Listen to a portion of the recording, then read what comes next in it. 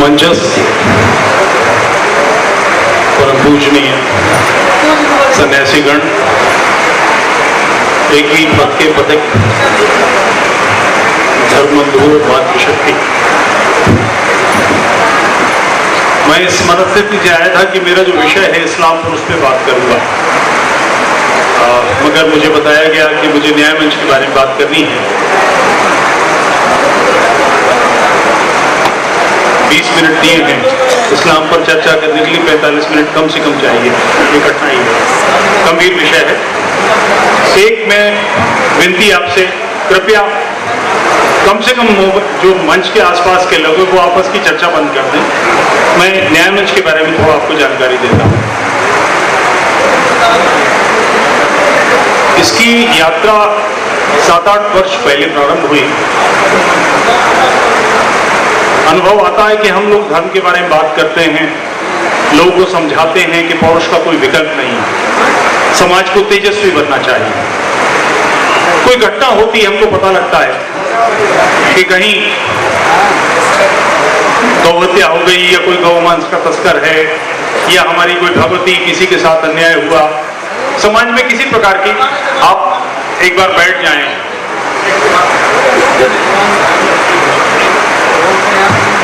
मैं एक अनुरोध आप सभी से करना चाहता हूं।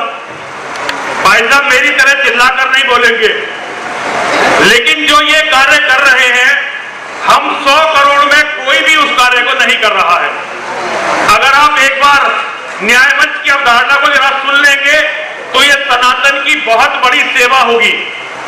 ये जो बोलेंगे वो मजाक नहीं है। जिस तरह धर्म की रक्षा के लिए हरिगिरी जी महाराज रात दिन धर्म की स्थापना के लिए भाग रहे हैं, इसी तरह सनातन को बचाने के लिए तुफैल चतुर्वेदी जी जो कर रहे हैं, ये हर हिंदू तक अगर नहीं पहुंचा और हर हिंदू ने इसमें साथ नहीं दिया तो सनातन को बचाने की बातें हवा हवाई हो जाएंगी। इसलिए सभी से अनुरोध है, इनकी बात को बहुत, मेरा हाथ जोड़कर आप सभी के चरणों में अनुरोध है, इनकी बातों को बहुत ध्यान से सुना जाए। ये 7-8 वर्ष पहले यात्रा ऐसे प्रारंभ हुई कि हम समाज को तेजस्वी बना रहे हैं। और हम क्या बना रहे हैं? सावरकर, पूज्य नाथुराम गौडसे, ऐसे बहुत सारे लोग हैं जिन्होंने धर्म के लिए बलिदान दिया। राणा शिवा पुराने लोग हो गए, हाल में बहुत सारे लोग हैं। हम उनसे प्रेरणा पाते हैं और कोई घटना घट जाती है तो हमारी समझ में नहीं आता हम क्या करें। ये 7-8 वर्ष पहले की बात है। हमारे पास एक लड़की थी जो काम करती थी हमारी, उसका कोई ईसाई लड़की थी, उसकी दोस्ती हमारे कुक से हो गई, वो हिंदू था, तो हमको अवसर मिला एक ईसाई लड़की को हिंदू बनाने का। यही गाजियाबाद में मैं कोर्ट में उसको लेकर आया। 164 के बयान होने थे। जिस दिन बयान होने थे उसी दिन अखबार में रिपोर्ट आई कि बेसाड़ा में जो एक बछड़ा छोड़ा गया था नंदी बनने के लिए, उसको अखलाक ने मार के उसका मांस हिंदुओं को खिला दिया, पकड़ा बता के। उसका कुछ मांस उसके फ्रिज में से पकड़ा गया था, वो पैक करके दिया गया। उसकी रिपोर्ट आ गई कि ये मांस गौवंश का था। तो हमने अपने वकील से कहा कि इस पर मुकदमा करो।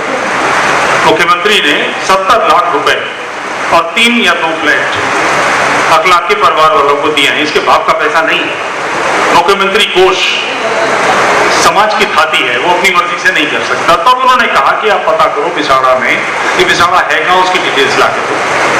तब तक नाम से मुझे ये लगता था कि ये शायद कर्नाटक का या उधर का कोई शहर है। बहरहाल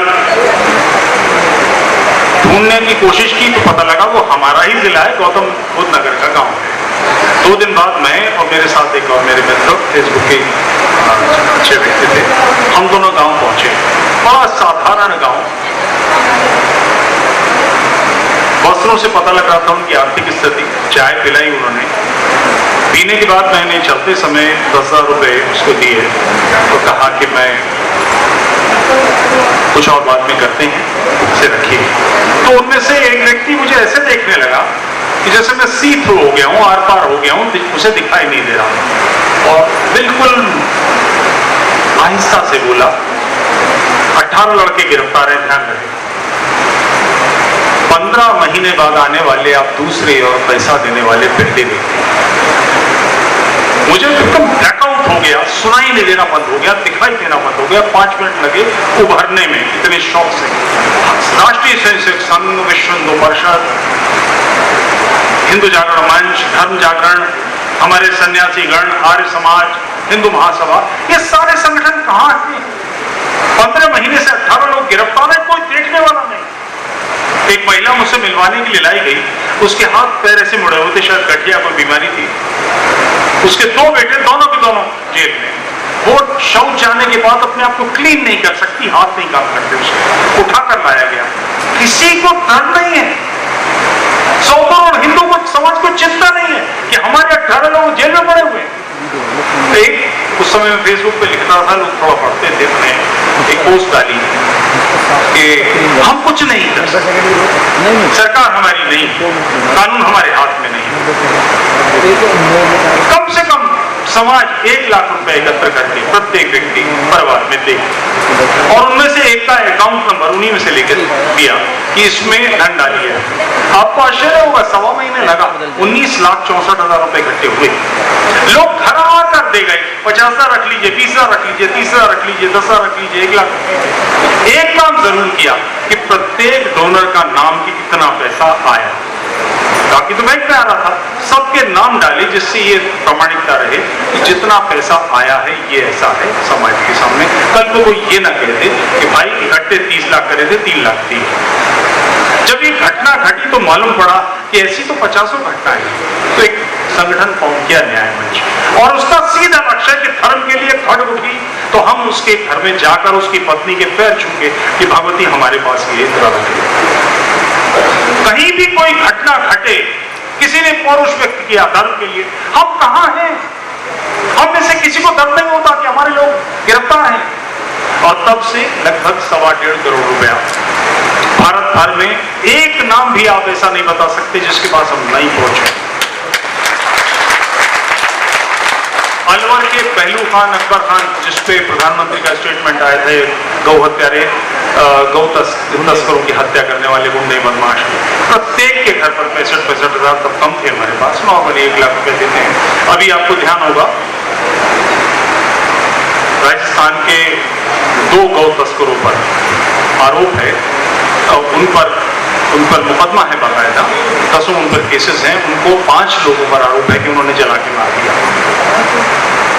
उनमें से 3 ने हमें सूचना दी, तीनों की पत्नियों को 1 लाख रुपए हम लोगों ने दिया। मैं आपसे भी निवेदन करता हूं कि अपने लिए कुछ जिम्मेदारी तय कीजिए। सनातन धर्म की जय यूं करके धुंध मचाने से नहीं होने वाली। अफगानिस्तान कैसे चला गया? 200 साल पहले अफगानिस्तान के बादशाह का महामंत्री टिप्पू कश्मीर का ब्राह्मण है, हमारे हाथ से कैसे चला गया? 47 में पाकिस्तान क्यों छोड़ा है? बांग्लादेश क्यों छोड़ा है? कश्मीर से 30-32 वर्ष में हम निकाल दिए, क्यों निकल गए? ये धर्म की जय, अधर्म का नाश, प्राणियों में सद्भावना, विश्व का कल्याण, ये बिल्कुल ब्लूप्रिंट है। धर्म की जय हो कैसे, अधर्म के नाश के बिना कैसे हो जाएगी? उसके बाद प्राणियों में सद्भावना होगी, उसके बाद विश्व का कल्याण होगा। तो सबसे पहले समाज पौरुषवान बने। जब तक पौरुष नहीं होगा, जूझेंगे नहीं, अपने सत्य के लिए जूझेंगे नहीं, ये काम नहीं बनने वाला है, इससे बात नहीं बनने वाली है। मैं एक छोटा सा एक महावीर का उदाहरण आपको देता हूं।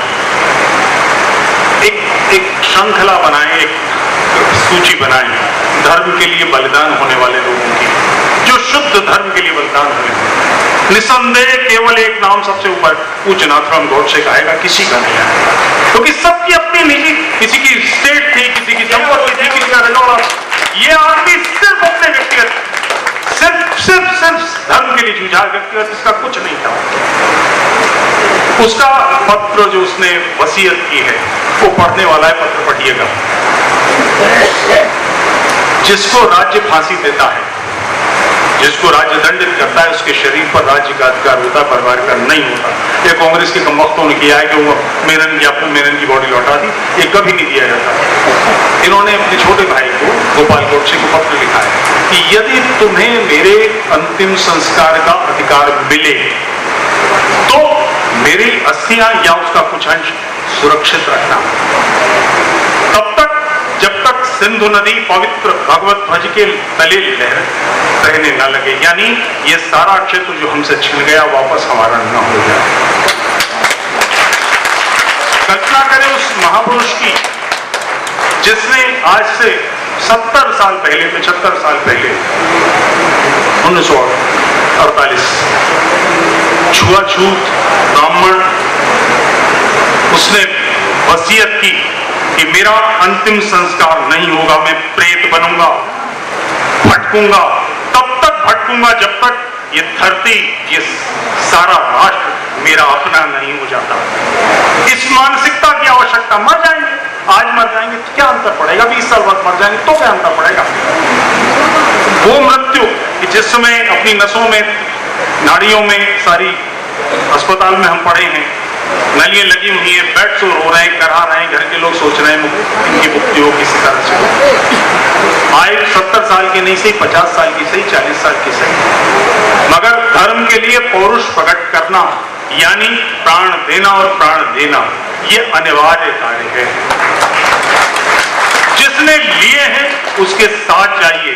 कुछ नहीं है मेरे पास, 500 रुपए हैं, उसकी पत्नी के पैर छूके भगवती धर्म की ओर से स्वीकार कर वापस आ जाए। जिसने धर्म के लिए खट कीजिए उसके साथ जाइए। आपने ये कर दिया। केवल 3 काम में निवेदन करता हूं। आज ये विषय धीरे धीरे लेंगे, इस्लाम पर बात वो करेंगे। 2 लोगों की शुद्धि, घर वापसी। प्रत्येक आंख में ये सपना चाहिए, न्यूनतम 2 लोगों की शुद्धि, घर वापसी मुझे करनी है। मेरा धन, मेरा पौरुष, मेरा वैभव, मेरा यश, मेरा सारी क्षमताएं इस काम में लगेंगी। 2 लोगों को छीनकर अपने समाज में लाऊंगा। 100 करोड़ में से केवल 10% इस पे लग जाएं, ये समस्या ऐसे निबट जाएगी। मगर इस काम को करने के लिए आंखों में सपना रखना पड़ेगा।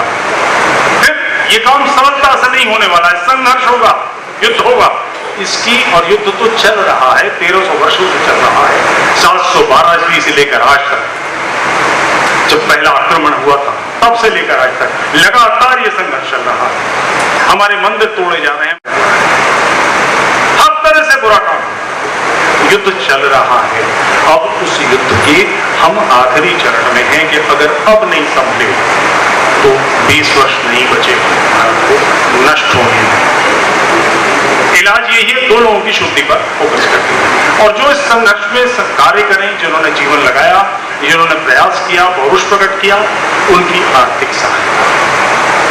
ये 2 काम है अपने हाथ में ले लें। और अंत में तीसरा काम, यदि आपके बस का है, आप जितना वर्ष में कमाते हैं उसका केवल 1% न्याय मंच को या धर्मांश जैसे संगठनों को दीजिए, जो लगातार इसी काम में रहते हैं।